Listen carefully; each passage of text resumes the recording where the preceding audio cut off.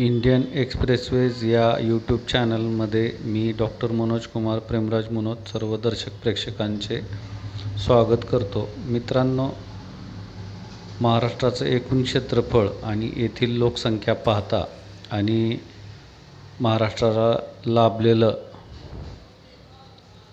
वैभव पाहता, समुद्रकिनारा असेल किंवा सह्याद्रीच्या डोंगर रांगा असतील, नद्या असतील, पठारं असतील, तर माझं एकंदरीतच प्रयत्न असतो की वेगवेगळ्या प्रकल्पांद्वारे त्याच्या आजूबाजूच्या भूभागाचा पायाभूत सुविधांद्वारे आधारभूत प्रगती आणि शाश्वत विकास.